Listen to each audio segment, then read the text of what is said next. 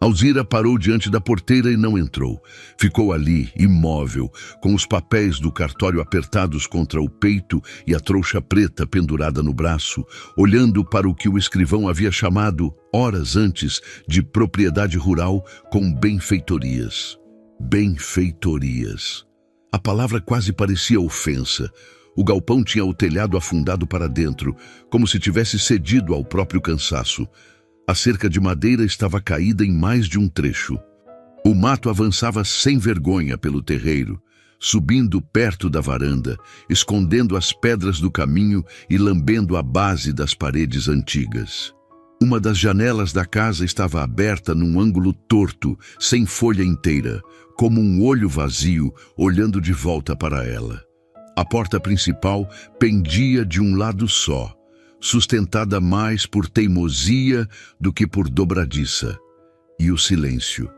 Não era silêncio de lugar calmo. Era silêncio de coisa abandonada havia tanto tempo que parecia já ter desistido de ser encontrada. Alzira respirou fundo, mas o ar trouxe apenas cheiro de poeira, madeira cansada, barro seco e capim queimado pelo sol. O fim da tarde derramava uma luz dourada sobre o sítio, uma luz bonita demais para cair sobre tanta ruína. Por um instante, ela pensou que talvez tivesse havido algum engano, talvez o nome estivesse errado, talvez os papéis fossem de outra pessoa. Talvez aquele amontoado de cerca caída, telha partida e parede envelhecida não pudesse ser de verdade o que sobrara para ela no mundo. Mas o nome estava ali, o dela, escrito no documento. E gostasse ou não, aquele pedaço de terra largado pelo tempo era a única coisa que naquele momento não dependia da boa vontade de ninguém. Ela apertou mais a trouxa. Dentro havia pouco. 2 mudas de roupa, um vestido melhor dobrado com cuidado, um pente antigo, um rosário de contas escuras, um pano com um pouco de farinha, uma faca de cozinha embrulhada em tecido e quase nada mais. O peso daquilo não vinha do volume, vinha do que significava. Era o resto de uma vida que tinha encolhido depressa demais.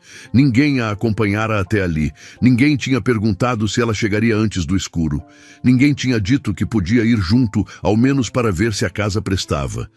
Ninguém se ofereceu para passar a primeira noite naquele lugar com ela. No fim, essa era a ferida que mais ardia. Não a fome que talvez viesse. Não o medo da noite em terra estranha. Não a visão daquele sítio quase morto. O que mais doía era saber que quando a vida dela desabou, ninguém quis ficar ao lado dela por tempo suficiente para vê-la tentando se levantar. Primeiro veio a perda, rápida, crua, sem aviso que desse tempo de preparar o coração. Depois veio o resto, que às vezes machuca ainda mais do que a tragédia principal. O desconforto dos outros diante da dor que demora, o espaço ficando apertado, as conversas diminuindo quando ela entrava no quarto, os olhos cansados, os suspiros longos, as frases interrompidas, a sensação de que sua presença, no início recebida com pena, aos poucos passara a ser suportada como peso. Alzira entendeu antes de escutar qualquer sentença inteira. Entendeu na cama improvisada no canto, no prato servido sempre depois, na delicadeza excessiva, essa forma de crueldade que se veste de educação para não precisar se assumir. E entendeu de vez quando ouviu, vindo da cozinha, a voz baixa de quem não queria ser escutado, mas também não se importava o bastante para falar mais baixo. Assim não dá mais, só isso, não precisava de mais nada. A frase ficou dentro dela como um espinho quente. Na manhã seguinte, arrumou a trouxa, agradeceu o abrigo que teve e saiu sem pedir explicação. Não fez escândalo, não chorou na frente de ninguém, não perguntou quanto tempo ainda tolerariam sua presença. Certas humilhações secam a pessoa antes da lágrima, e quando isso acontece, ou ela se quebra de vez, ou anda com o que restou da própria dignidade. Alzira andou. E horas depois estava ali, diante de um sítio em ruínas herdado de um parente distante de quem mal guardava a memória. Um homem quieto, seco, quase ausente das conversas da família, mas presente o bastante para ter deixado o nome dela num testamento lavrado em cartório. Ela lembrava dele como se lembra de alguém que passou pela infância sem realmente ficar. A sombra de um chapéu, uma mão áspera, um pedaço de rapadura dado num dia qualquer. Nada que explicasse por que aquela terra fora parar nas mãos dela. Talvez nunca descobrisse. Talvez não importasse. O que importava era que o sol já começava a baixar. Em pouco tempo escureceria, e ficar do lado de fora não resolveria nada. Ela olhou outra vez para a porteira, torta, pesada, emperrada, parecia feita para testar quem quisesse entrar. Alzira passou a mão pelo rosto suado, ajeitou melhor os papéis contra o peito e empurrou a madeira com o ombro. A porteira rangeu alto, resistiu por um segundo, cedeu pela metade e travou num ângulo ruim. Ela empurrou de novo, com mais força. Dessa vez, conseguiu espaço suficiente para passar de lado, roçando o braço na madeira áspera. Entrou. O mato raspou na barra do vestido. Um inseto levantou o vôo da cerca caída. Em algum ponto mais adiante, entre o capim e as sombras compridas do fim da tarde, um passarinho assustado disparou para longe. Alzira avançou devagar, olhando o chão antes de cada passo. Havia cacos de telha espalhados, pedaços de madeira apodrecida, um balde virado, restos do que talvez tivesse sido um banco, uma corda dura de tanto tempo. Quanto mais se aproximava da casa, mais o abandono aparecia em detalhe. A varanda inclinava levemente para um lado. O reboco tinha ido embora em grandes placas, deixando o barro exposto em alguns pontos. Um pedaço da parede lateral tinha rachadura comprida. O que antes talvez tivesse sido quintal, agora era só terra desigual e mato espesso. E ainda assim, havia alguma coisa ali que resistia. As paredes principais continuavam de pé. A estrutura não tinha caído toda. Alguma parte daquele lugar ainda aguentava. Ela subiu os degraus da varanda com cuidado. A madeira gemeu sob seus pés. Parou na porta e olhou para dentro. A casa parecia respirar cansaço. O chão de terra estava coberto por folhas secas e poeira. Havia manchas antigas de goteira escorrendo pelas paredes. Um fogão de barro rachado resistia num canto. Uma prateleira torta ainda se prendia ao reboco. Num dos lados, o teto tinha aberto de vez, e por ali descia um feixe oblíquo de luz, atravessando o ar cheio de partículas suspensas. Alzira deu 2 passos para dentro. Ouviu o som das próprias passadas naquele vazio. Era estranho como a ruína, mesmo tão grande, ainda parecia menos hostil do que muitos lugares cheios de gente. Ali não havia cochicho atrás da porta. Ali não havia ninguém suportando sua tristeza com impaciência. Ali não havia favor cobrado em silêncio. Só havia abandono. E abandono, pelo menos, era honesto. Ela pousou a trouxa sobre uma mesa manca e colocou os papéis do cartório por cima, alisando as folhas com a palma da mão, como se precisasse ter certeza de que aquilo continuava real. Depois, ergueu os olhos para o pedaço de céu visível pelo rombo no teto. Escureceria logo. Ela precisava encontrar água, precisava ver se ainda existia poço, precisava escolher um canto seco para passar a noite. Precisava juntar madeira, precisava entender o que naquela casa ainda podia ser salvo. Era coisa demais para uma pessoa só, mas era justamente isso que por um instante a impediu de desabar. Porque quando as mãos recebem tarefas urgentes, às vezes a dor precisa esperar um pouco. Alzira saiu de novo para o terreiro, agora com outro olhar. Já não via só a ruína inteira, via uma parede firme, via sombra boa perto do fundo, via madeira talvez reaproveitável, via espaço para limpar. Via terra que, apesar do abandono, continuava sendo terra. Era pouco. Mas pouco ainda era mais do que ela tinha na véspera. O sol foi baixando atrás das árvores, derramando vermelho e cobre sobre o sítio esquecido. E foi ali, cercada por cerca caída, telhas quebradas, silêncio e fim de tarde, que Alzira deu o primeiro passo verdadeiro para mudar a própria história.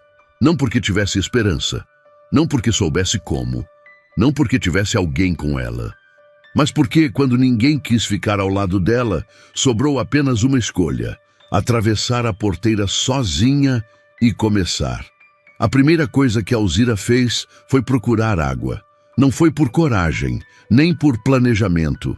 Foi porque o corpo, quando está cansado demais para pensar em tudo ao mesmo tempo, escolhe uma necessidade de cada vez. E naquele fim de tarde seco, com a garganta áspera da estrada e a cabeça pesada do sol, água era o que existia de mais urgente no mundo. Ela desceu da varanda e começou a contornar a casa devagar, abrindo caminho entre o mato com a ponta da sandália. O capim roçava nas pernas, escondia pedras, gravetos, buracos pequenos. Em alguns pontos, a terra afundava um pouco sob o peso do passo, como se guardasse umidade mais embaixo. Em outros, estava dura, rachada, quente. Atrás da casa, encontrou um amontoado de telhas partidas, uma roda velha de carroça, quase tomada pelo mato, e um tronco cortado servindo de banco, tão apodrecido nas bordas que parecia desfazer-se só de olhar. Parou um instante e observou em volta. O sítio era maior do que parecera da porteira. O abandono espalhava tudo, não era só a casa. Havia restos de cerca mais adiante, um curral torto no fundo, um pedaço de terreiro coberto por mato alto, uma construção menor quase engolida por trepadeira, talvez um depósito, talvez um antigo chiqueiro. Mais longe, perto de um grupo de árvores, a terra escurecia um pouco. Ela foi até lá. Chegou perto e viu primeiro a roda de pedra, quase escondida pelo capim. Depois viu a borda arredondada, o encaixe antigo, as rachaduras na alvenaria. O poço. Estava coberto por folhas, galhos secos e sujeira acumulada de muito tempo, mas ainda era um poço. Alzira se ajoelhou devagar, afastou o mato com as mãos e puxou alguns galhos para o lado. Depois apanhou uma pedrinha do chão e soltou lá dentro. Esperou. A pedra bateu na lateral uma vez, depois outra. Depois veio o som abafado, funda e limpo, de água. Ela fechou os olhos por um segundo. Não chegou a sorrir. Era cedo demais para sorriso. Mas uma parte do aperto dentro do peito afrouxou. Aquele lugar podia estar caindo aos pedaços, mas ainda tinha água. E água significava que nem tudo ali havia desistido. Procurou em volta alguma coisa que ajudasse a tirar um pouco da sujeira da boca do poço. Encontrou um galho comprido e começou a puxar folhas secas, ninhos velhos, poeira, pedaços de capim embolado. Trabalhou até os braços começarem a arder. O sol já estava mais baixo quando conseguiu deixar a borda minimamente limpa. Não tinha balde, não tinha corda longa o bastante. Não tinha nada pronto, mas sabia onde estava a água, e isso bastava por enquanto. Voltou para a casa, entrou de novo no cômodo principal e ficou parada alguns segundos, deixando os olhos se acostumarem melhor à penumbra do interior. A luz do fim da tarde cortava o ar por uma fresta do teto, desenhando o pó suspenso como fumaça imóvel. Havia um cheiro de barro, madeira antiga e coisa fechada por muito tempo. Um cheiro sem maldade, mas sem acolhimento também. Ela começou a olhar ao redor com mais atenção. A mesa manca em que deixara a trouxa ainda tinha uma das pernas comida pela umidade. Uma prateleira torta resistia na parede. Perto do fogão rachado havia uma panela pequena enferrujada por fora, mas inteira. Num canto mais escuro, meio encoberto por folhas e pedaços de telha, viu um banco baixo de madeira. Puxou com o pé. Uma das travessas estava frouxa, mas ainda suportava peso. Mais adiante, encontrou um pano velho endurecido pela poeira, um pedaço de corrente, 2 ganchos enferrujados e um cesto de palha quase desfeito. Era quase nada, mas quase nada ainda era alguma coisa. Alzira saiu de novo e começou a recolher do terreiro o que pudesse servir antes de anoitecer de vez. Juntou pedaços de madeira seca, gravetos, uma ripa mais firme, alguns tijolos inteiros no meio dos escombros do galpão. Encontrou também um balde de lata amassado atrás da parede lateral da casa. Tinha um furo pequeno no fundo, mas não era largo. Talvez servisse por alguns minutos antes de vazar tudo, e naquele momento, alguns minutos já eram muito. Ela ergueu o balde, bateu com a mão no fundo, viu que o metal ainda aguentava. Levou para perto do poço, depois voltou para buscar a corda da trouxa. A corda era curta demais. Ela mediu uma ponta na outra com os olhos e percebeu isso antes mesmo de tentar. Ainda assim, procurou na casa mais alguma coisa que pudesse complementar o comprimento. Foi então que viu, pendurada num prego torto atrás da porta, uma tira comprida de couro ressecado, talvez resto de arreio. Puxou com cuidado. O couro estava endurecido, mas não se partiu. Juntou com a corda e improvisou um prolongamento tosco, dando nós apertados com dedos já cansados. Quando voltou ao poço, o céu havia adquirido aquela cor entre dourado e violeta que dura pouco e sempre parece aviso. Ela prendeu a corda no balde e baixou devagar. Na primeira tentativa, ele bateu na lateral e virou. Na segunda, desceu torto demais. Na terceira, mergulhou com metade da boca e subiu quase vazio. Só na quarta vez ela conseguiu trazer um pouco mais de água. Não muita. Um terço do balde, talvez, parte escorrendo pelo furo do fundo, parte perdida no balanço da subida, parte barrenta ainda, com cheiro de fundo de poço. Mesmo assim, quando olhou aquela água tremendo lá dentro, sentiu algo parecido com vitória. Levou para a casa com cuidado, pousou o balde perto do fogão de barro rachado e ficou olhando para ele, como se quisesse convencer o próprio corpo de que era real. Depois, molhou os dedos e passou nos lábios ressecados. Bebeu pouco. Um gole pequeno, depois outro. A água tinha gosto de terra e ferrugem. Foi a melhor coisa que sentiu naquele dia. Só então, a noite começou a pesar de verdade.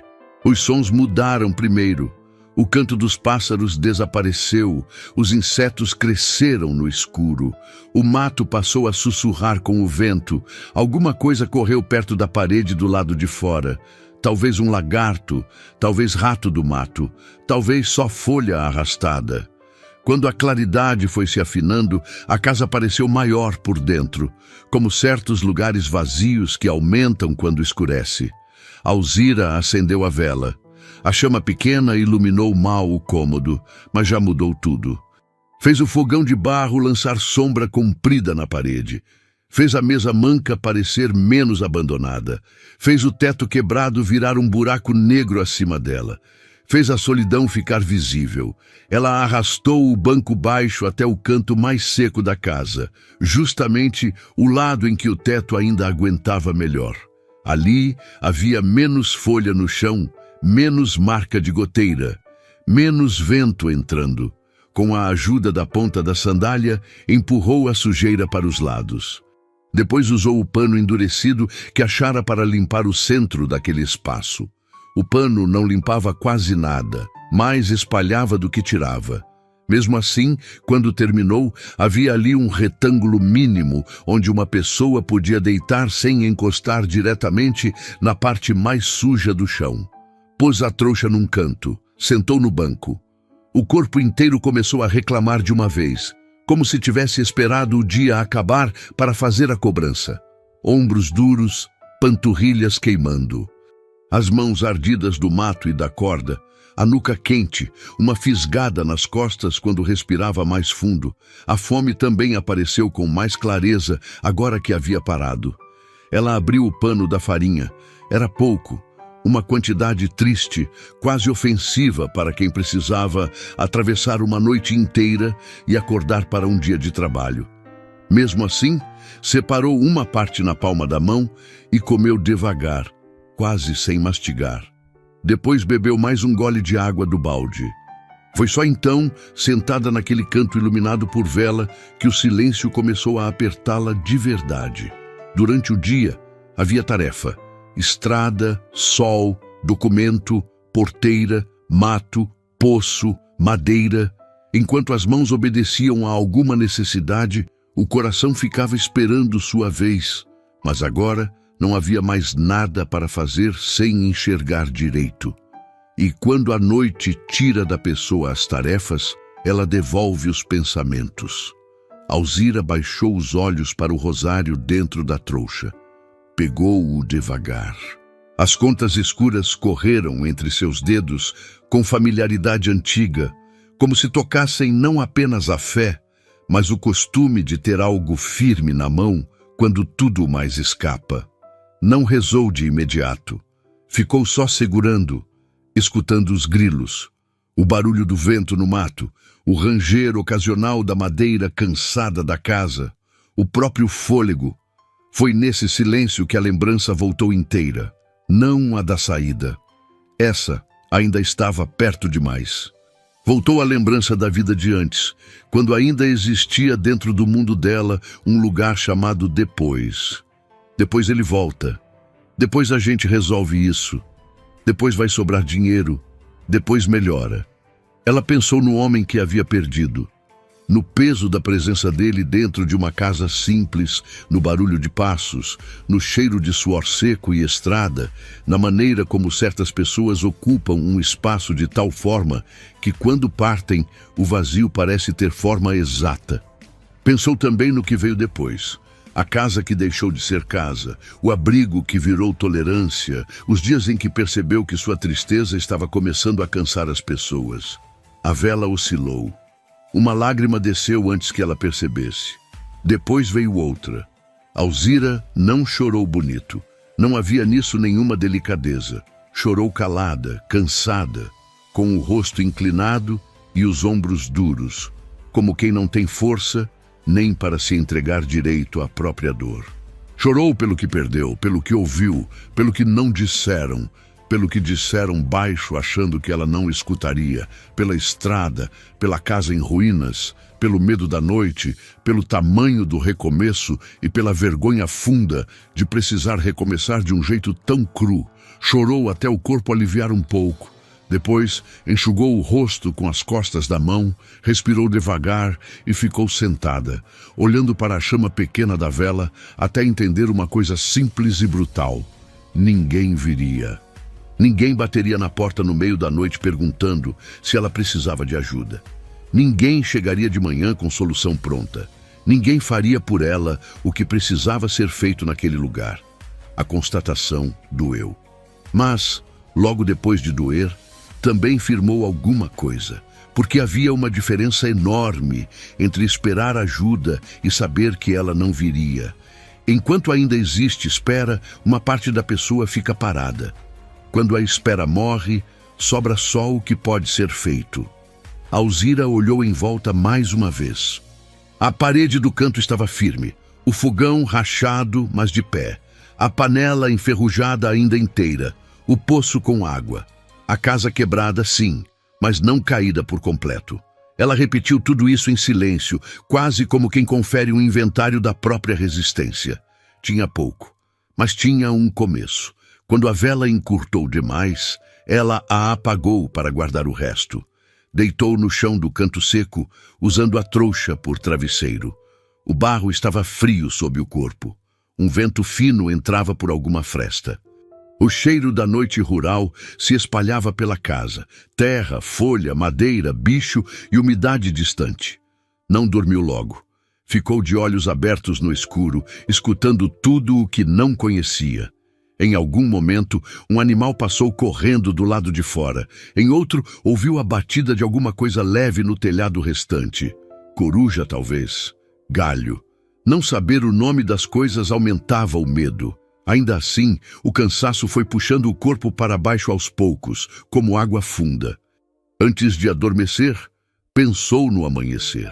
Precisaria limpar melhor a casa. Precisaria achar um jeito de tampar ao menos parte do teto. Precisaria verificar o galpão. Precisaria separar o que prestava do que não prestava. Precisaria tornar aquele lugar habitável antes que a tristeza inventasse força para expulsá-la dali por dentro. E foi com esse pensamento, duro e simples, que adormeceu pela primeira vez em sua nova vida, não em paz, não segura, não feliz, mas decidida a amanhecer ali. Na manhã seguinte, o sítio ainda seria ruína, mas não seria mais ruína intocada, porque agora havia alguém dentro dele, e essa pessoa não pretendia ir embora. Alzira acordou antes do sol nascer por completo. Não foi descanso que a levantou. Foi costume de quem, mesmo sem ter dormido direito, aprendeu que certos dias precisam começar cedo demais. Abriu os olhos ainda no escuro ralo da madrugada e, por um instante, não soube onde estava. O teto incompleto acima dela, a parede áspera ao lado, o cheiro de barro frio e madeira velha demoraram um segundo para se encaixar na memória. Quando se encaixaram, vieram de uma vez só. O sítio, a casa em ruínas, a primeira noite, a certeza de que agora tudo dependia das mãos dela. Ficou deitada mais alguns segundos, ouvindo. O mundo lá fora ainda estava entre a sombra e a claridade. Os primeiros pássaros ensaiavam seus chamados mais curtos.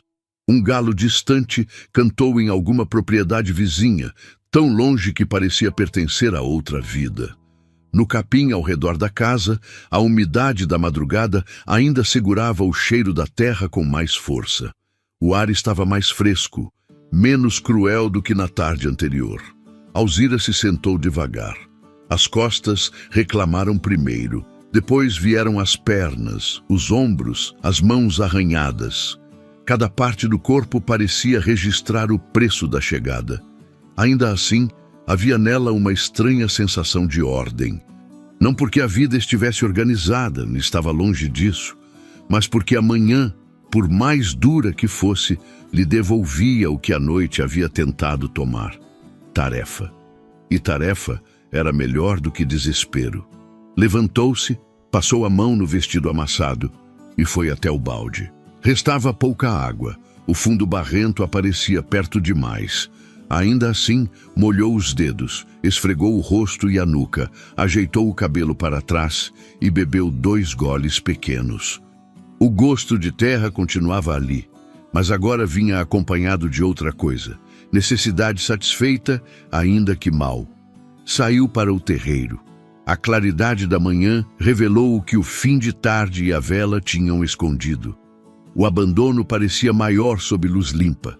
O mato mais espesso, as rachaduras da parede mais fundas, os escombros mais numerosos.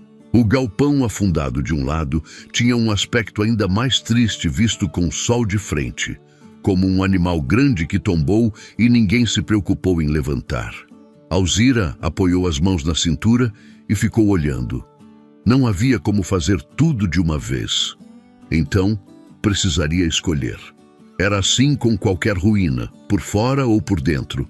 Primeiro se decidia o que impedia a pessoa de continuar viva.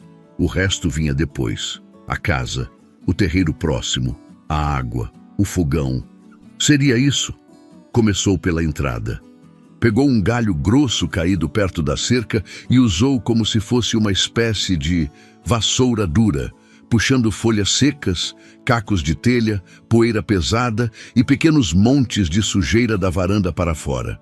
Fez o mesmo dentro da casa, arrastando o entulho até formar pilhas. O pó levantava e grudava na pele, no suor, no cabelo preso. O sol subiu um pouco mais. O trabalho esquentou cedo. Depois passou a separar. Madeira que prestava de um lado, madeira podre de outro. Telhas partidas que ainda poderiam servir para improviso. Pedras inteiras perto da parede, ferragens enferrujadas num canto. Ao fazer isso, começou a perceber melhor o que o lugar ainda guardava. O sítio não estava morto, estava soterrado. Havia diferença. Perto da lateral da casa, sob uma camada de folhas e terra solta, encontrou um cabo de ferramenta ainda firme. Mais adiante, perto do galpão, achou a cabeça de uma enxada enferrujada sem o cabo. No depósito pequeno tomado por trepadeira, descobriu 2 latas velhas, uma peneira rompida e uma tábua comprida de madeira dura que escapara da podridão. Nada era suficiente sozinho, mas, somado, começava a formar alguma possibilidade. No meio da manhã, ela entrou no galpão, ou no que restava dele. O telhado tinha desabado de um lado só, deixando metade da estrutura aberta para o céu. Havia feixes de luz atravessando poeira e teia de aranha. O chão era um amontoado de ripas caídas, pedaços de telha, barro e folhas trazidas pelo vento ao longo dos anos. Ainda assim, o outro lado permanecia parcialmente coberto. Ali, encostado na parede, Alzira encontrou um banco de trabalho tosco e, debaixo dele, um caixote. Ajoelhou-se e puxou. O caixote raspou no chão com dificuldade. Dentro havia parafusos misturados com pregos tortos, um martelo de cabo gasto, 2 dobradiças, um pedaço de corrente e uma faca de lâmina curta, quase toda manchada de ferrugem. O martelo fez o coração dela bater um pouco diferente. Segurou a ferramenta nas mãos, testou o peso, ainda servia. Aquele sítio começava aos poucos a devolver as coisas que escondia. Ela levou o caixote para perto da casa e o colocou junto à parede. Depois voltou ao galpão e encontrou, atrás de uma pilha de madeira caída, um pedaço grande de lona ressecada. Estava rasgada em 2 pontas, mas o centro parecia firme. Arrastou aquilo para fora com esforço, tossindo com o pó que subia. Quando finalmente deixou a lona caída no terreiro, ficou olhando para ela como quem enxerga abrigo num pedaço de resto. Talvez desse para cobrir parte do telhado aberto. Não de forma boa, não de forma bonita, mas de forma suficiente. E naquela fase da vida, suficiente já era quase um luxo. Perto do meio-dia, o calor começou a castigar de verdade. Alzira parou pela primeira vez desde que saíra para o terreiro. Sentou-se no degrau da varanda, respirando pela boca, e olhou para as mãos. Estavam avermelhadas, marcadas de pó, com pequenos cortes finos do mato seco e da madeira lascada. A barra do vestido tinha manchas de barro. O braço direito já doía de tanto arrastar entulho. Ela abaixou a cabeça por um instante, sentindo o peso do cansaço como uma pedra pousada nas costas. E foi nesse momento, sentada no degrau torto de uma casa quase caída, que a lembrança da irmã veio mais nítida. Não da discussão, do antes, da juventude das duas, muitos anos antes, dividindo a mesma cama estreita no quarto da casa dos pais, cochichando no escuro sobre o que seriam quando crescessem. A irmã sempre sonhara pequeno e certo, um marido estável, filhos, uma cozinha arrumada, lençóis bem guardados no armário, tudo no seu lugar. Alzira não. Nunca soubera nomear direito o que queria, mas havia nela uma inquietação antiga, um jeito de olhar para a estrada além da porteira, como se alguma parte dela pertencesse ao que ainda não tinha visto. Talvez por isso, a distância entre as duas tivesse crescido antes mesmo da tragédia. Não por falta de amor, mas por diferença de mundo. Quando voltou para a casa da irmã, trazendo nas costas o peso da perda e nos olhos aquela espécie de cansaço que não pede licença, encontrou acolhimento no começo. Um acolhimento real, ainda que apertado. A irmã lavou suas roupas, esquentou comida, ajeitou cama. Mas o tempo fez o que sempre faz, quando a dor se prolonga além do que os outros consideram razoável. A rotina da casa começou a girar ao redor da ausência de Alzira, sem nunca dizer isso em voz alta. O cunhado falava baixo demais. A irmã passou a suspirar antes de responder. As crianças aprenderam a não fazer barulho perto dela. Tudo foi ficando delicado demais. E delicadeza demais. Ela aprendera. Era quase sempre um jeito educado de pedir que a pessoa se resolvesse logo. Alzira apertou os olhos contra o sol e empurrou a lembrança para longe. Aquilo agora não levantava a cerca, não limpava a casa, não tapava teto. Levantou-se de novo, voltou ao poço, limpou melhor a borda.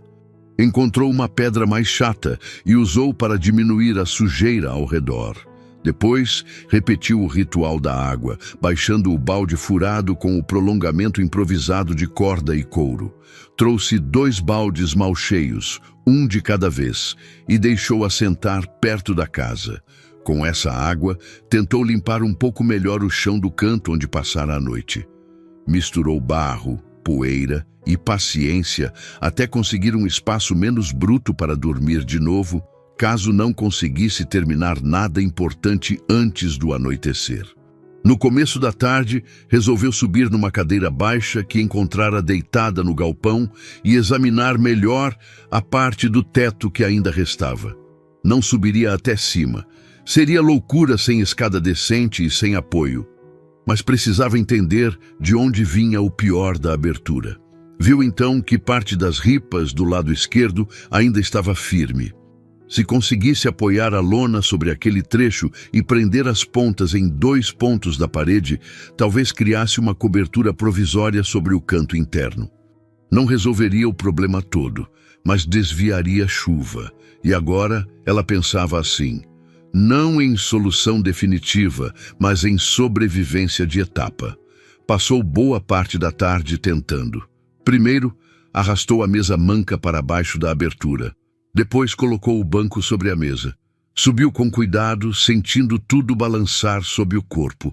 Segurou a lona com um braço e tentou prender uma ponta num prego que ainda saía da parede. Não deu. Desceu. Procurou no caixote um prego mais longo e o martelo. Subiu de novo. Dessa vez, conseguiu fixar uma ponta, depois a outra. A lona tombou torta no meio. Desceu mais uma vez. Arrastou uma ripa, apoiou melhor, puxou, amarrou, soltou, refez o nó. Quando terminou, estava horrível, feia, irregular, bamba em 2 pontos, mas cobria uma área maior do que antes. Alzira ficou no meio da sala, olhando para o improviso acima da cabeça, o suor escorrendo pelas têmporas, o peito subindo forte de esforço. E teve a vontade breve, quase involuntária, de rir. Não riu, mas sentiu a primeira ponta de alguma coisa parecida com um desafio. O sítio resistia, ela também. No fim da tarde, o terreiro mais perto da casa já tinha outra aparência. Ainda era abandono, claro. Ainda havia mato alto para todo lado, cerca caída, galpão pela metade, parede precisando de remendo e o peso inteiro de uma vida para reorganizar. Mas já existia ali o desenho de uma intenção humana. Um caminho ralo até o poço, uma área limpa diante da porta, pilhas separadas de material, um canto interno menos sujo, um pedaço de cobertura improvisada, coisas pequenas, mas pequenas o suficiente para caberem num só dia. Foi ao pôr do sol que encontrou a primeira prova concreta de que alguém vivera ali de verdade por muitos anos. Estava limpando a prateleira torta da parede com um pano úmido quando notou, atrás de uma tábua solta, um volume fino preso entre o reboco e a madeira. Puxou com cuidado. Era um caderno pequeno, de capa escura, inchado pela umidade das bordas, mas inteiro. Na frente, quase apagado pelo tempo, havia um nome escrito à mão.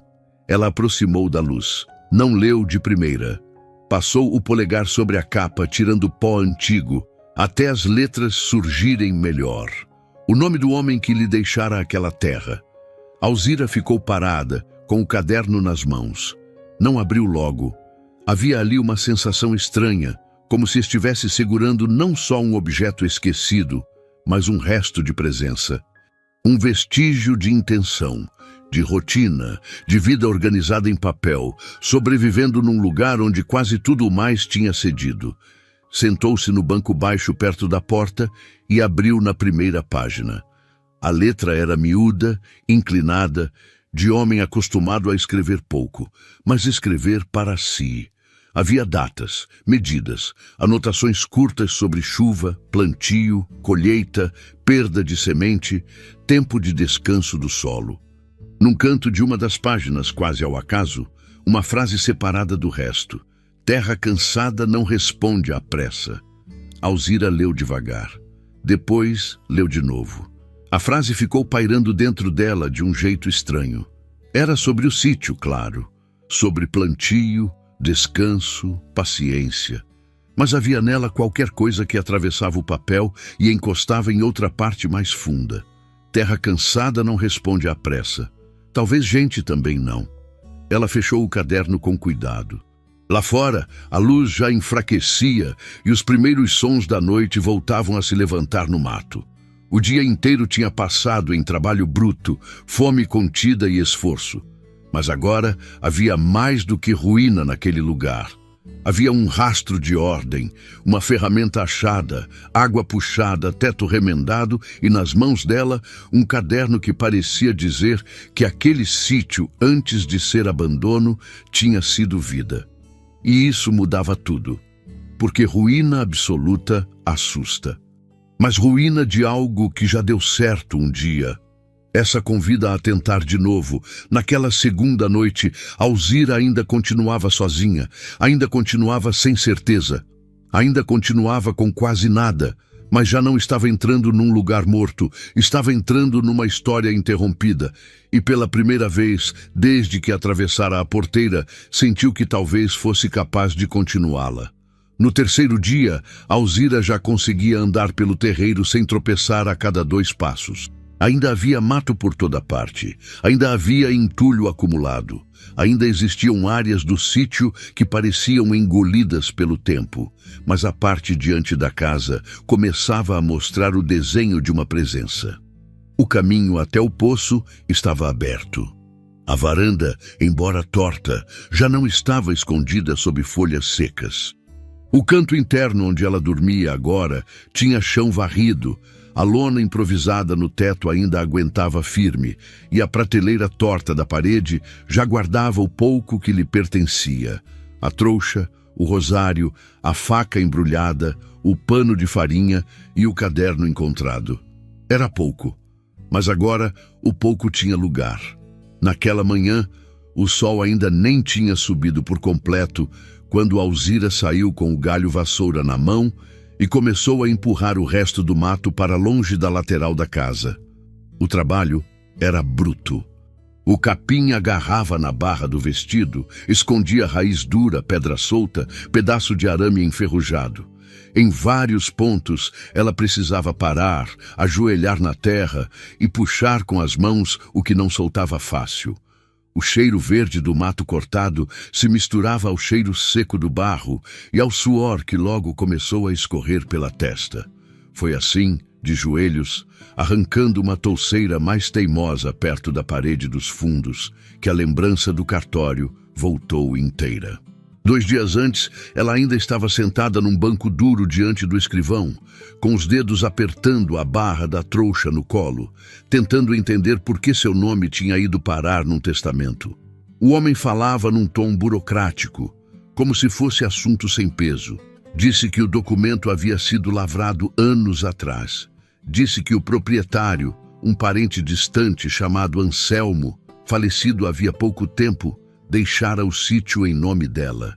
Disse também que a terra estava sem uso havia bastante tempo, que havia dívidas pequenas de imposto, já quase vencendo, e que seria melhor resolver logo se quisesse regularizar tudo.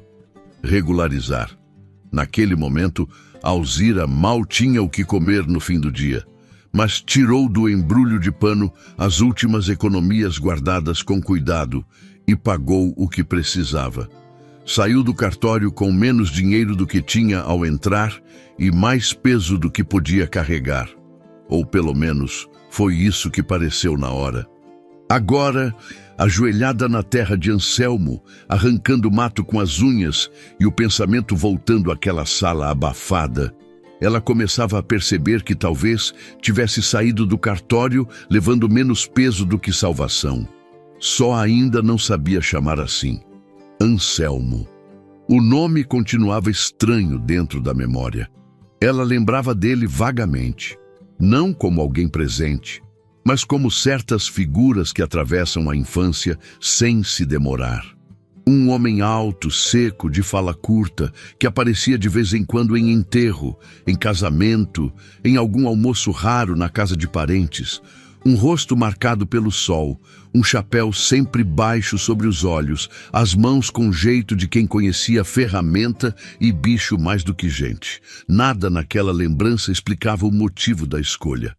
Por que ela? Havia outros parentes. Havia gente mais próxima. Havia gente que no papel fazia mais sentido. Alzira já tinha pensado nisso várias vezes desde que recebera a notícia, mas sempre chegava ao mesmo lugar. Não havia resposta. Ou, se havia, não estava no que lembrava dele. Talvez estivesse no que ele lembrava dela. Essa ideia a perturbava e a aquecia ao mesmo tempo.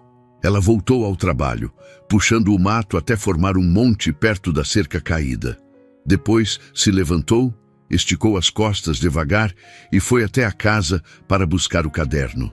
Já fazia isso toda manhã. Antes de recomeçar o dia, sentava um instante na soleira da porta e lia algumas páginas ao acaso, como quem consulta não apenas instrução, mas companhia. Abriu numa folha marcada por uma dobra antiga, 2 colunas de números: milho, feijão, mandioca. Uma anotação sobre o mês seco demais, outra sobre praga em parte da lavoura.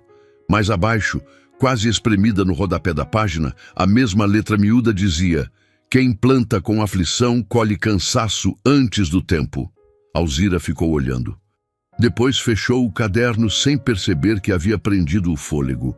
Não gostava quando acontecia isso. Quando uma frase escrita para a terra parecia atravessar o papel e acertar algum canto escondido da vida dela. Era como se aquele homem, sem conhecê-la de verdade, ainda conseguisse dizer algo que servia. E isso a incomodava por um motivo simples. Ela ainda não sabia se estava pronta para aceitar qualquer forma de cuidado, mesmo que viesse do morto. Guardou o caderno na prateleira e voltou para fora. O calor engrossou cedo naquele dia. O ar parecia parado. O sol batia na parede da casa e devolvia um calor seco que ficava preso no terreiro. Alzira passou a manhã separando o que ainda prestava do galpão semiaberto. Encontrou mais 2 ripas boas, um pedaço de arame enrolado, um saco velho de estopa e uma pá com a ponta gasta. Encontrou também, sob um monte de madeira caída, uma pequena caixa de lata com tampa frouxa. Dentro havia botões, um pedaço de linha escura enrolada em papelão e 3 moedas antigas sem valor prático, mas guardadas ali, sabe-se lá por quê. Talvez costume, talvez memória, talvez medo de jogar fora até o mínimo. Ela reconheceu aquele gesto. Gente do interior não guarda só porque serve. Às vezes guarda porque um dia serviu. E isso já basta. No começo da tarde, o corpo começou a pesar. Alzira parou perto do poço. Lavou as mãos no que restava de água mais limpa e se sentou no chão à sombra de uma árvore grande do fundo do terreno. Dali conseguia ver a lateral da casa, o pedaço do galpão ainda em pé, o terreiro parcialmente limpo, o mato mais alto ao longe e a cerca aberta em vários pontos. Foi então que se permitiu, pela primeira vez desde que chegara, pensar com mais nitidez no que a trouxera até ali. Não no testamento, não no cartório, no antes. A morte do homem com quem dividira os últimos anos não tinha sido só perda, tinha sido desorientação. A casa em que viveram era pequena, simples, mas nela havia rotina, e rotina é uma forma de chão. Quando ele morreu, não foi apenas o luto que entrou. Entrou também o desmanche prático de tudo. Conta, aluguel, silêncio, falta de sentido nos horários, falta de motivo para acender o fogo cedo, falta de resposta quando se falava alguma coisa em voz alta sem perceber. No começo, Alzira aguentou. Depois começou a encolher. Foi para a casa da irmã porque não tinha outro rumo e por algumas semanas tentou caber ali sem dar trabalho demais. Lavava louça, varrição, costura, cuidava das crianças, fazia tudo como quem queria compensar o espaço que ocupava. Mas certas casas reconhecem rápido quando a dor entra e se instala. O ar muda, as pessoas se cansam, não por maldade inteira, às vezes, só porque a vida dos outros continua, e nem sempre há lugar suficiente para alguém que chegou quebrado. O cunhado falava cada vez menos. A irmã a olhava cada vez mais com um cuidado que parecia culpa. As crianças passaram a perceber a tensão sem entender. A frase final nem precisou ser clara. Foi um conjunto, um ambiente inteiro se fechando aos poucos. Alzira não esperou que a colocassem para fora de verdade. Saiu antes. Talvez por orgulho. Talvez por instinto. Talvez porque ainda guardasse dentro de si uma parte que se recusava a ser enxotada como fardo. Agora, ali sentada na sombra, com terra debaixo das unhas e o rosto queimado do trabalho, percebeu uma coisa desconfortável.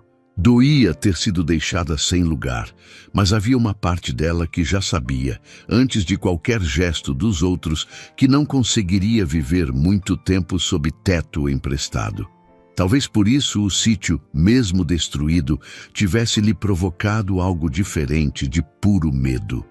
Ali tudo estava caindo, mas nada era emprestado. Ela se levantou devagar.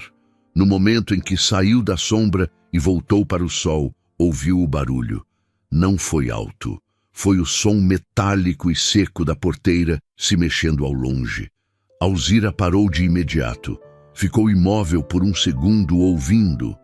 Depois o som veio outra vez, madeira rangendo, ferro forçado, passo de alguém tentando abrir sem conseguir direito. Ela largou a pá no chão e virou o corpo devagar na direção da entrada do sítio. Havia um homem na porteira, velho, magro, chapéu de couro gasto, camisa clara já amarelada do uso. Não entrou. Ficou só do lado de fora, com uma das mãos segurando a madeira torta e a outra apoiada num cajado curto. Estava parado, olhando o terreiro como quem tenta conferir se o que ouviu dizer era mesmo verdade. Alzira sentiu o corpo inteiro mudar. Não exatamente de medo, mas de alerta. Desde que chegara, aquele pedaço de mundo tinha sido só dela e das ruínas. A presença de alguém estranho quebrava isso de um jeito que a fez lembrar, num só instante, que ainda era mulher sozinha, num lugar afastado, sem vizinho visível, sem proteção, sem testemunha. Ela caminhou alguns passos na direção da casa, não para fugir, mas para ficar mais perto da porta e da faca embrulhada na trouxa, caso precisasse. Depois parou. Os dois ficaram se olhando à distância. O homem foi o primeiro a falar. Você é a herdeira? A voz saiu rouca, sem delicadeza, mas também sem agressão. Alzira não respondeu de imediato. Mediu o homem com os olhos, o jeito de ficar parado, a mão na madeira, o corpo sem pressa, o olhar direto, sem invasão. Depende de quem está perguntando, ela disse por fim. O canto da boca dele mexeu de leve, quase um começo de sorriso. Justo. Empurrou mais a porteira, conseguiu abrir um pouco e passou sem esperar convite, mas sem arrogância.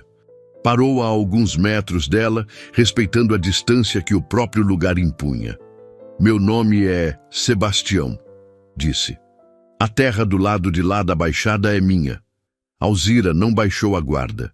E o senhor veio fazer o quê? Ele olhou ao redor outra vez.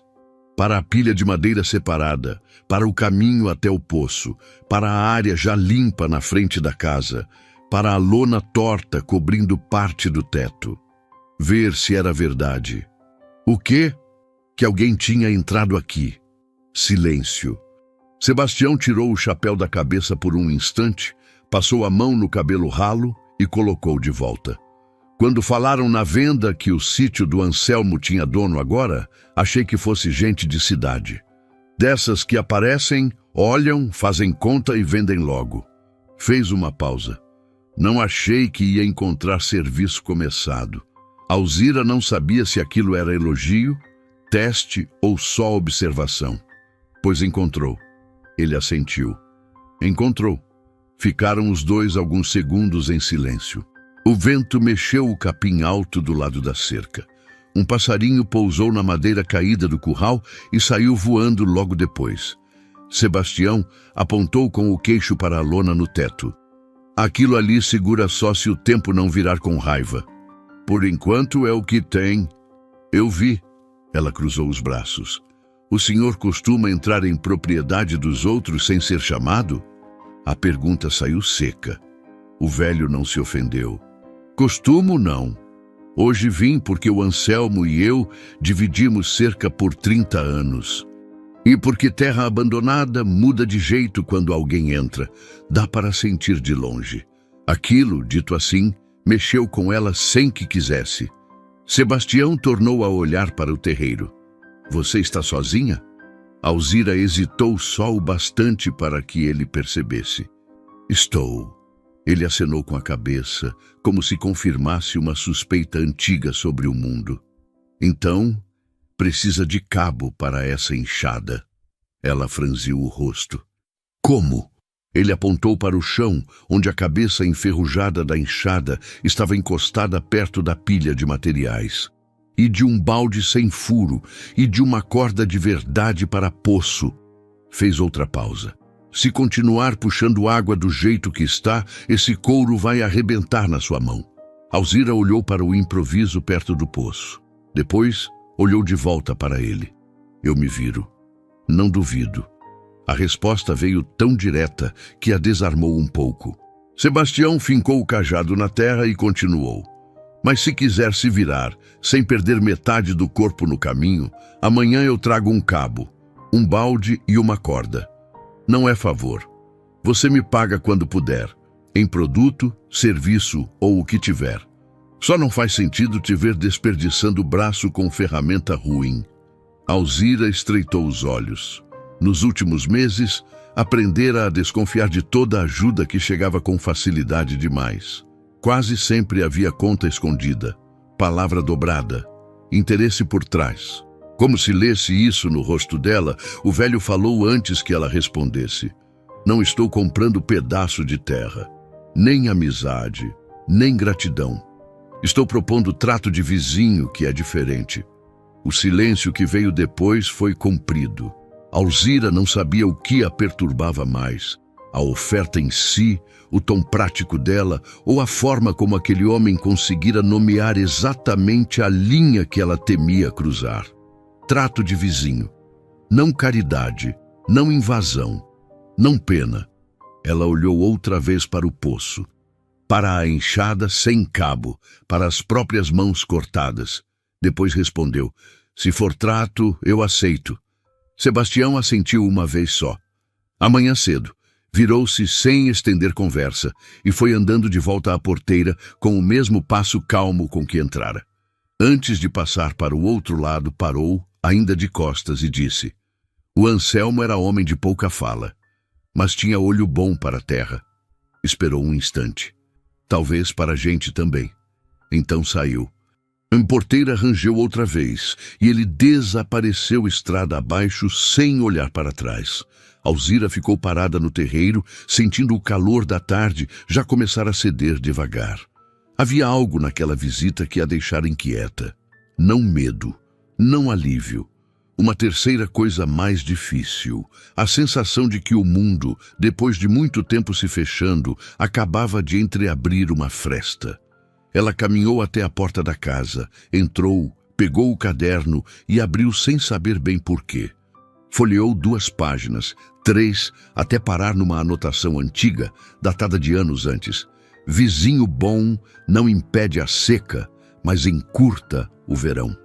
Alzira ficou olhando para a frase até a luz começar a enfraquecer no cômodo. Fechou o caderno devagar. Lá fora, o sítio ainda era ruína. A cerca continuava caída, o galpão seguia partido, a casa ainda precisava de remendo em quase tudo. Mas, naquele fim de tarde, pela primeira vez desde a chegada, o abandono já não parecia absoluto.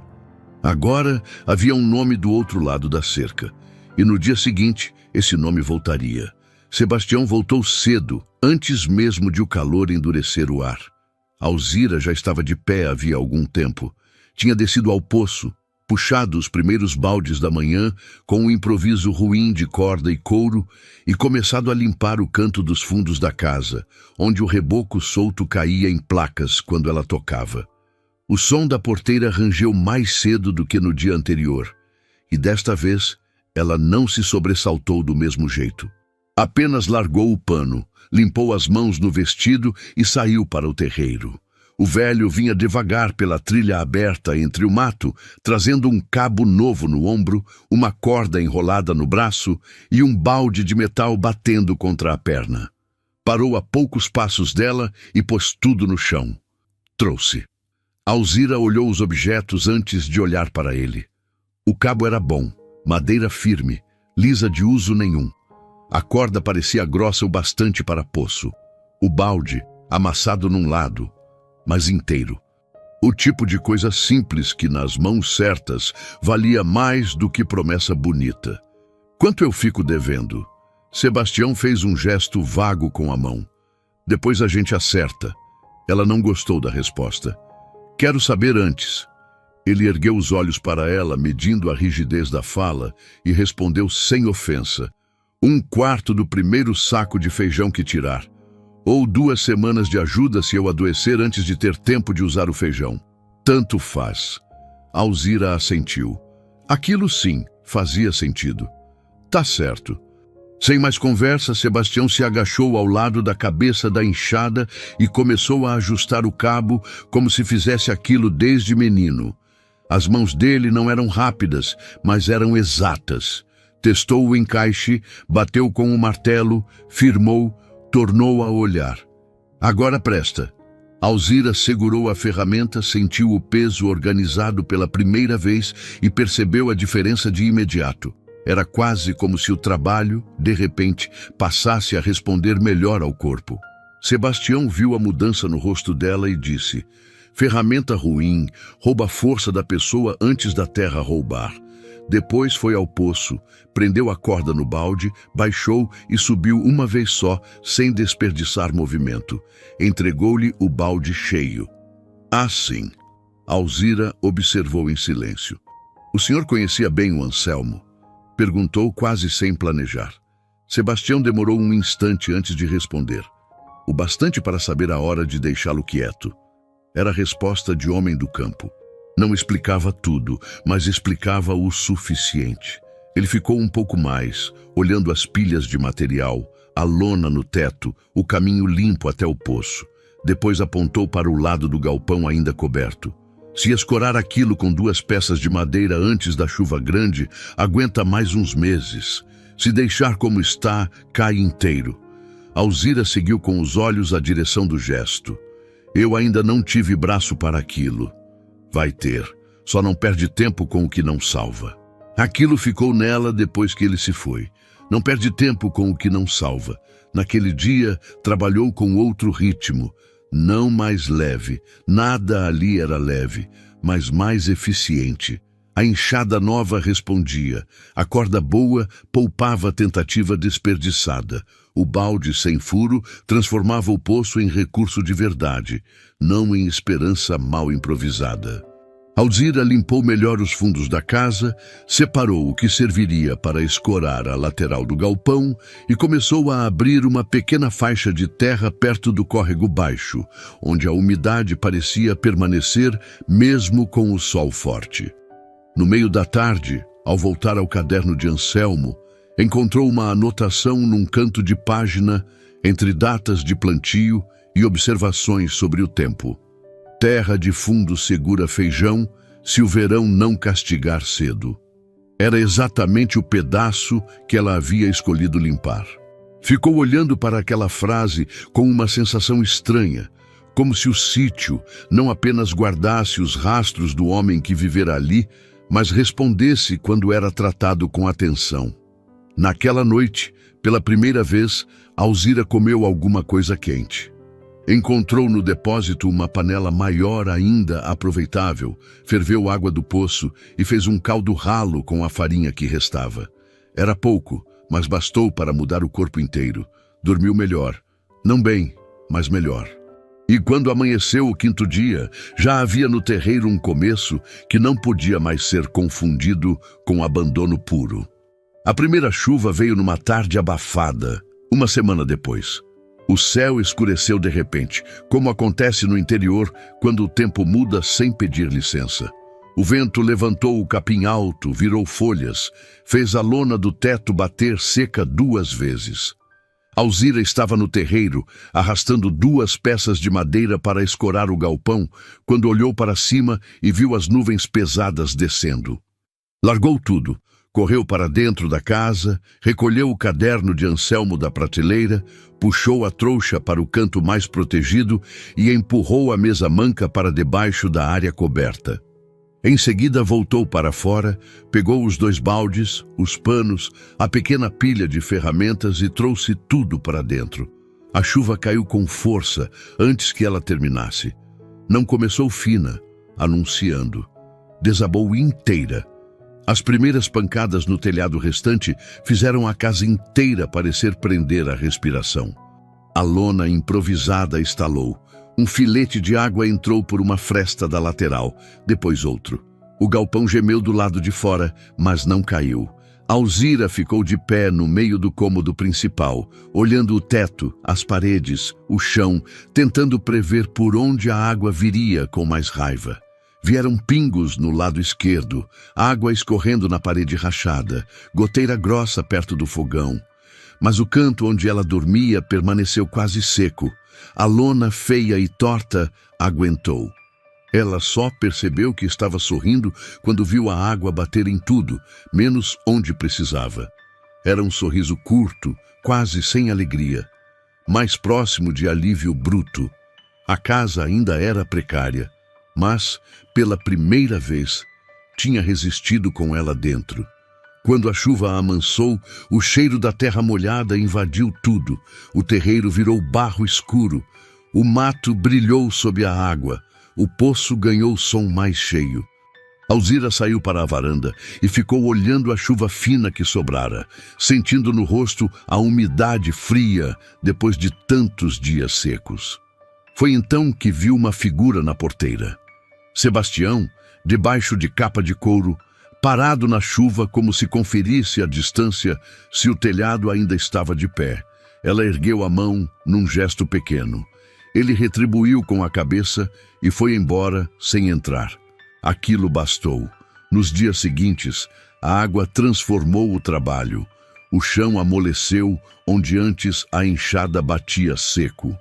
O pedaço perto do fundo, que ela havia começado a limpar, mostrou melhor a qualidade da terra. Alzira abriu sulcos pequenos, ainda sem ter semente suficiente para sonhar grande. Enterrou o que pôde aproveitar de feijão guardado num saquinho antigo encontrado no depósito. Plantou não com certeza, mas com necessidade. À noite, lendo o caderno, encontrou uma entrada datada de muitos anos antes. Primeira chuva não pede pressa, pede preparo. Desta vez, a frase não a atingiu só por dentro. Atingiu o dia inteiro que tinha vivido. Na mesma semana, um detalhe do passado de Anselmo começou a surgir de forma inesperada. Sebastião trouxe, numa manhã, um embrulho de pano.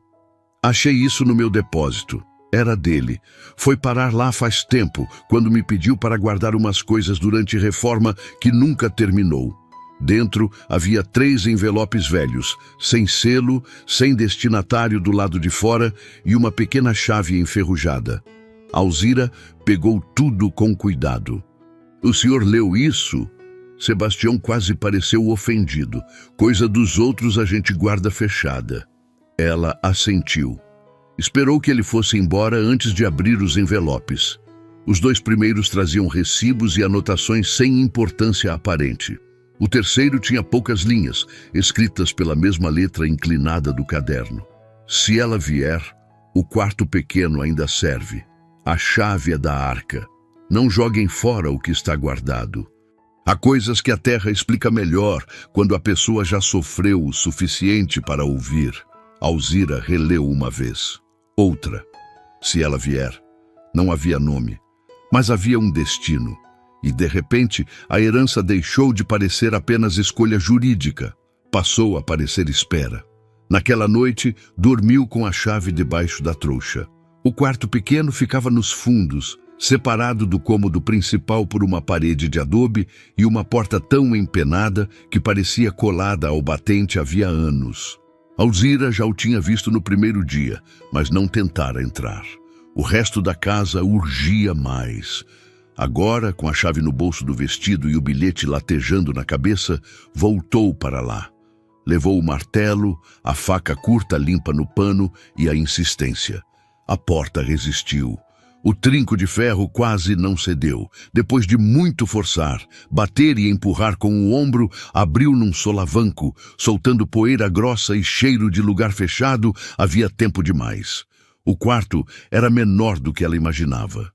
Sem janela inteira, só uma abertura alta por onde entrava pouca luz. Tinha um catre desmontado num canto, uma prateleira caída e encostada à parede do fundo, uma arca baixa de madeira escura coberta por um pano apodrecido. Alzira ficou parada alguns segundos, ouvindo o próprio coração bater mais forte do que o normal. Depois se aproximou. A chave enferrujada entrou com dificuldade. Precisou girar devagar, apertando com força. O metal raspou, travou. Girou mais um pouco. Então o cadeado cedeu. Dentro da arca havia roupa antiga dobrada, um chapéu embrulhado em jornal, uma caixa pequena com fotos, um rosário mais pesado que o dela e um maço de papéis amarrado com barbante. Ela se sentou no chão para ver tudo.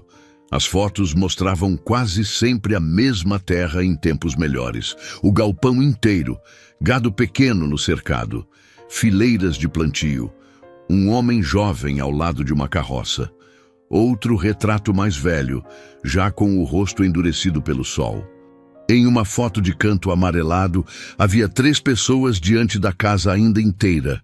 Anselmo, uma mulher que Alzira não reconheceu, e uma menina de talvez 8 ou 9 anos, parada séria, olhando para a câmera com expressão concentrada. A menina levou 1 segundo a mais para ser reconhecida. Era ela. Não lembrava daquela foto, mas era ela. O vestido simples, o cabelo preso torto, a forma de ficar quieta demais para a idade. Por um instante, o quarto pareceu perder o ar. Ela virou a foto para trás. Nada escrito. Passou então aos papéis. Eram notas de compra, registros da propriedade, uma carta antiga nunca enviada, e no meio do maço, outra folha dobrada separadamente. Nela, a letra de Anselmo dizia: "Ela escuta antes de falar. Criança que escuta o tempo e as árvores não cresce vazia. Se um dia ficar sem lugar, aqui pode aprender a ter um." Alzira levou a mão à boca sem perceber. Ninguém jamais lhe dissera aquilo. Ninguém a tinha visto desse jeito.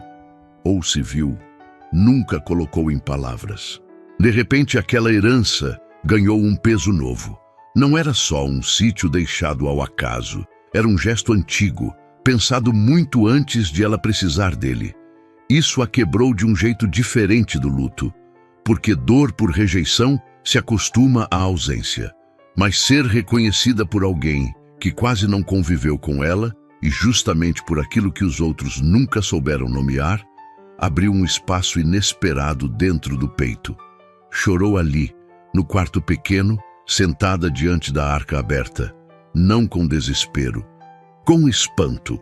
Quando saiu de lá, horas depois, levou as fotos, os papéis e a certeza de que aquele lugar a esperara antes mesmo de ela saber que precisaria dele.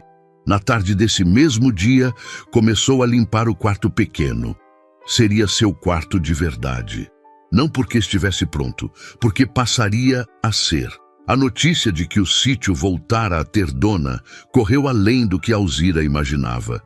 Primeiro foi Dona Amélia, da venda da vila, que apareceu num sábado com um pacote de sal, um pedaço de sabão e curiosidade mal disfarçada.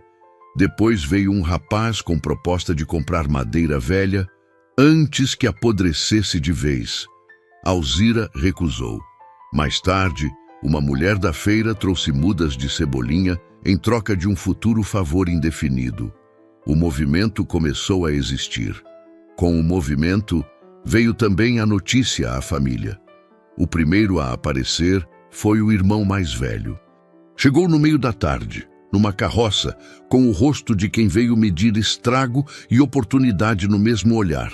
Desceu sem pressa, parou perto da casa e girou os olhos por tudo o que ela tinha feito. O terreiro limpo na frente, o poço utilizável, o galpão escorado, o quarto dos fundos começando a ganhar forma, os pequenos canteiros já armados. Você poderia ter avisado, ele disse, como se abrisse uma conversa comum. Alzira continuou separando sementes sobre um pano. Avisado o quê? Que tinha herdado isso tudo. Ela ergueu os olhos. Tudo isso? A ironia pegou nele de leve. Você entendeu. Ele caminhou mais alguns passos, olhando a cerca, as madeiras, os remendos. Tinha a mesma cara do pai em alguns ângulos, mas não a mesma firmeza silenciosa. Havia nele uma ansiedade de posse, mesmo quando a coisa não era dele. Lá em casa ficaram sabendo por fora. Mamãe achou ruim.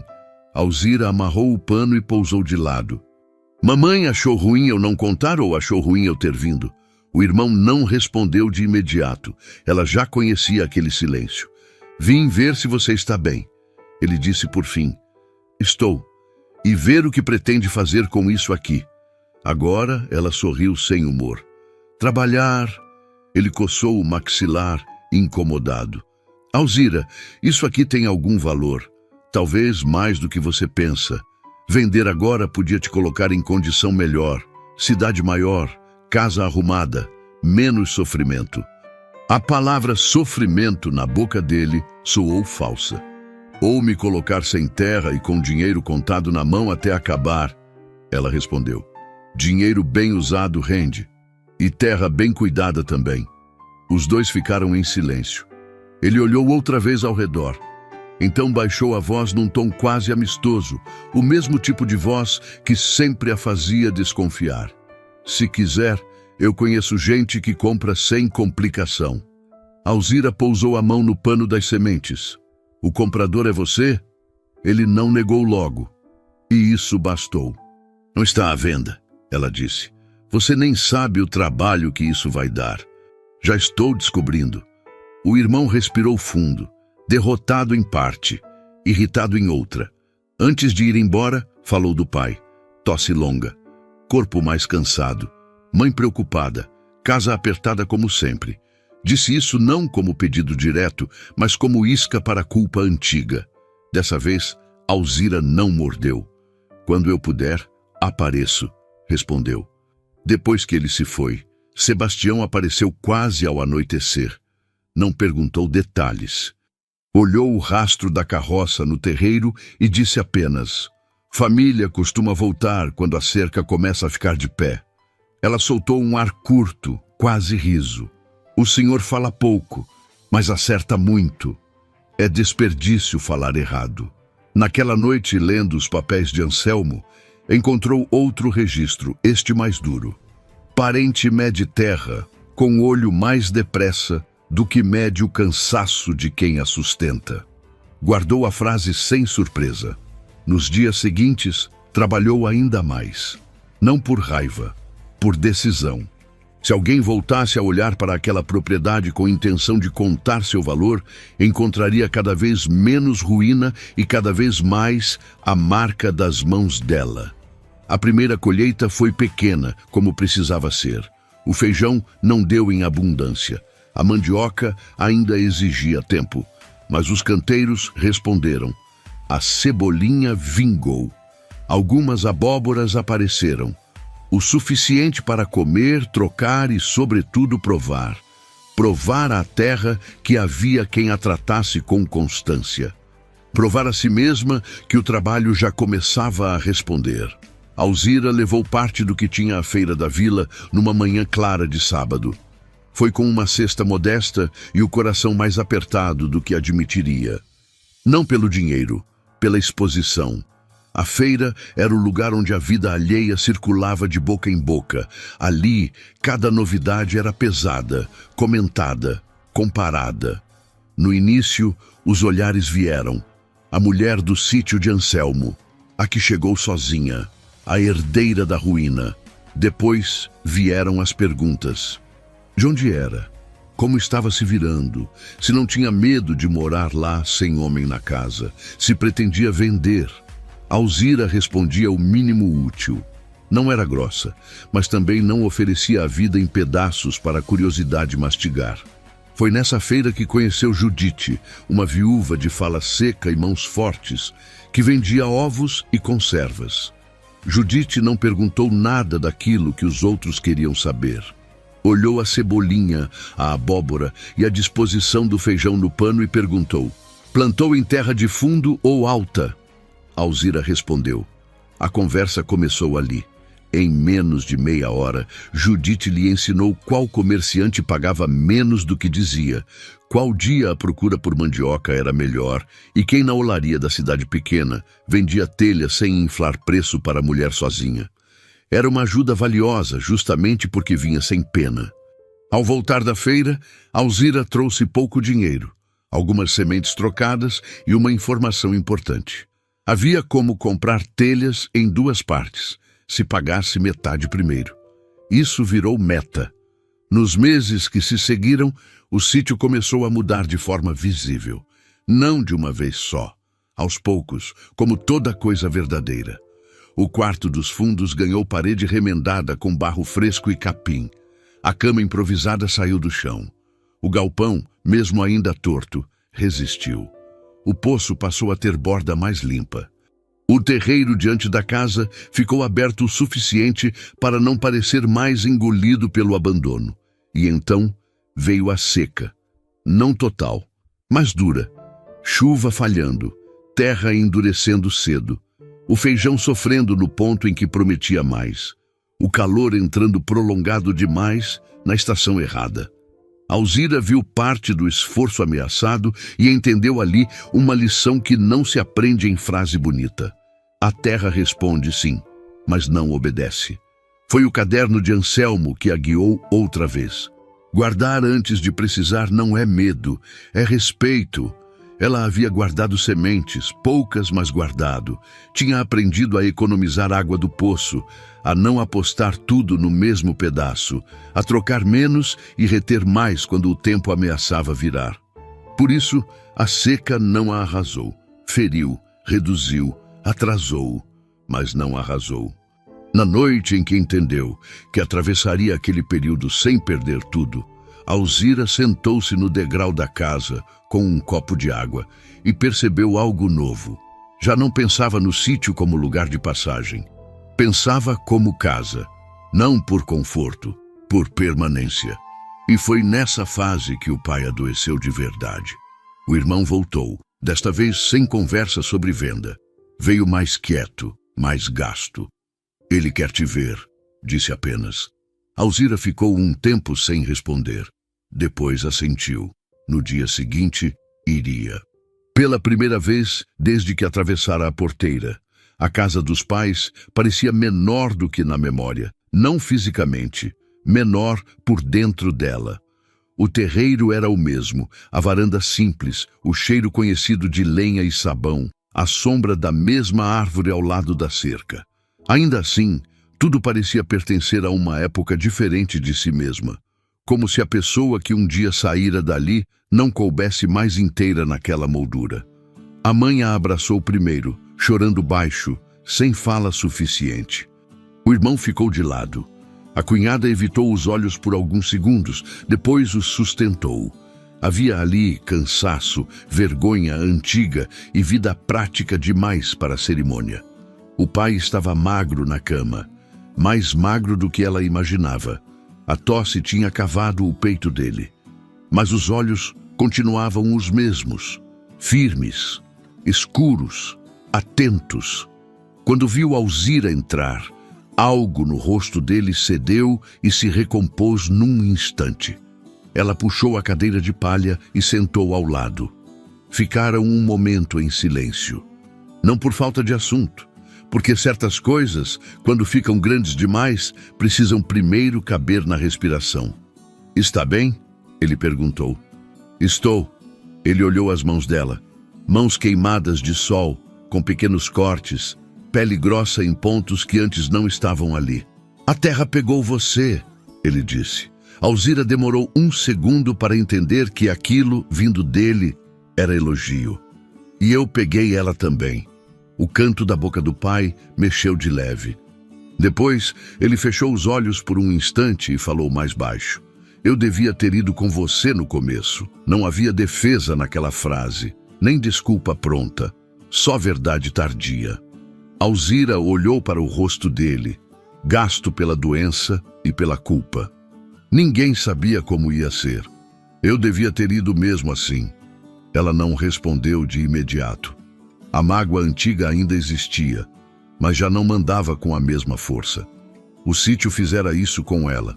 Não apagara a dor, mas a colocara em outro lugar, mais longe do centro. Estou aqui agora, disse apenas. Conversaram pouco e fundo. Ela contou da casa, do poço, da feira, da seca, das primeiras colheitas, do quarto pequeno, do caderno.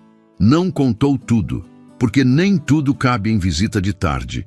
Mas contou o suficiente para que ele a visse não como filha ferida, e sim como mulher em obra. Antes de sair, a mãe a chamou na cozinha. A cunhada estava lá, descascando mandioca. Foi ela quem falou primeiro. Eu fui dura com você quando você veio para cá depois de...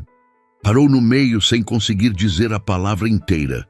Eu era nova nessa casa, estava grávida, com medo, e fui dura. Alzira observou em silêncio. Havia muitas maneiras de pedir perdão. Aquela não era bonita, mas era honesta. Passou, ela disse. A cunhada balançou a cabeça. Para você, talvez. Para mim, ainda estava preso. Aquilo ficou nelas como coisa resolvida sem virar intimidade.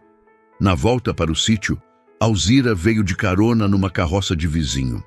A estrada de terra passava entre campos já queimados pelo sol de fim de estação. O vento trazia cheiro de poeira e capim seco. Ela foi o caminho inteiro pensando numa coisa simples. A família continuava sendo parte da dor dela, mas já não era mais o lugar onde sua vida se apoiava. Seu apoio agora ficava do outro lado da porteira nova, que ainda não existia, mas já era imaginada. Quando chegou ao sítio no fim da tarde, o sol descia vermelho atrás das árvores. Sebastião estava encostado na cerca, como se soubesse o horário em que ela voltaria. E então? Perguntou. Meu pai está vivo ainda. Ele assentiu. Já é muito. Alzira ficou ao lado dele por alguns segundos, olhando a casa. Sabe de uma coisa? Disse, mais para si do que para ele. Sei de várias, mas não essa. Ela soltou um quase riso. Eu fui lá e percebi que não estou voltando para casa. Sebastião acompanhou o olhar dela até o telhado remendado, o terreiro limpo, o quarto dos fundos e os canteiros. Não, fez uma pausa curta. Está voltando para a sua. Naquela noite ela leu no caderno de Anselmo uma frase curta, sem data. Pertencer não é chegar, é ficar. E pela primeira vez, sentiu que entendia isso sem esforço. Os anos não mudaram o sítio de uma vez. Mudaram pelo acúmulo. Uma estação, depois outra. Uma seca vencida. Uma chuva aproveitada. Um remendo transformado em parede firme.